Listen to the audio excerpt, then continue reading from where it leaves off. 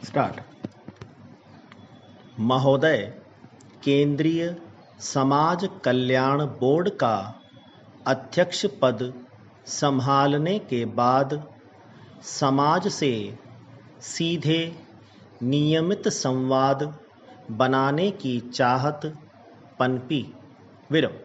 Board की तरफ से कुछ देकर बृहत समाज से कुछ पाते रहने की प्रतिमाह समाज में पसरी विसंगतियों में से एक को चुनकर देखने, परखने व सबके सहयोग से परखते रहने की।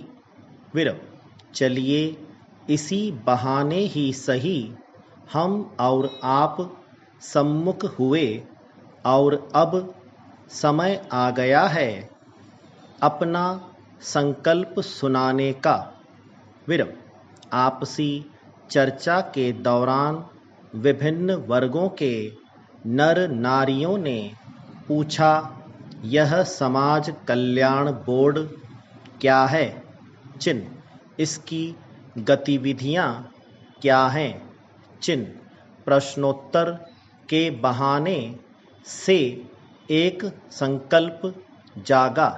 बोर्ड के सहकर्मियों से विचार विमर्श किया और उन शुभेच्छुकों के प्रश्नों के उत्तर स्वरूप बन गया चेतना पर्व मनाने का संकल्प। यह दो तरफा चेतना है। सामाजिक विकास की गतिविधियों से समाज को अवगत कराने की, वहीं समाज की वर्तमान आवश्यकताओं और अपेक्षाओं से बोर्ड को परिचित कराने की। एक बार फिर समाज को जागते रहने का आह्वान करने की आवश्यकता हो गई है। हमारे चारों तरफ जो कुछ हो रहा है, जिसे पढ़ सुनकर हमारा मन व्यथित होता है, क्या वह सब समाज के हाथ पर हाथ धरे बैठे रहने का परिणाम नहीं है?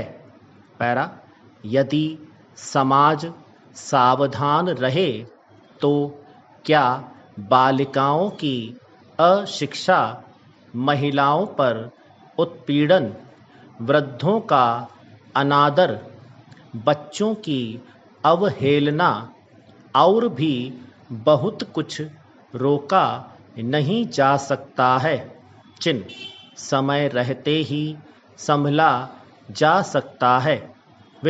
इसलिए समय आ गया है कि अब एक बार हम पुनः अपनी बस्ती के सबसे ऊंचे स्थान से समाज के सभी वर्गों के लोगों की आवश्यकताओं का ध्यान रखते हुए उनका कुछ कल्याण करें और सौभाग्यवश इसी बहाने से ही पिछले माह दिल्ली के कुछ स्वैच्छिक संगठनों द्वारा निकाली चेतना यात्रा को समर्थन और सहयोग देकर बोर्ड ने अपना संदेश समाज के एक हिस्से में पहुंचाकर अपनी ओर से पहल कर दी।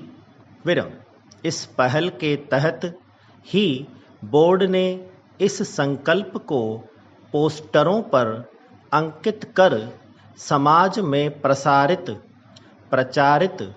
किया।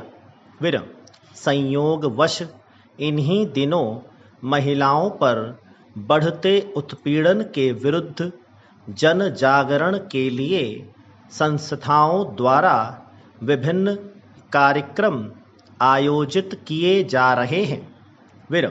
सच तो यह है कि नारी जो समाज की धुरी है उसकी समस्याएं केवल नारी की समस्याएं नहीं हैं, वे समस्याएं हैं उन सब की जिनकी वह धुरी है, अर्थात नारी समस्या संपूर्ण समाज की समस्या है। स्टॉप।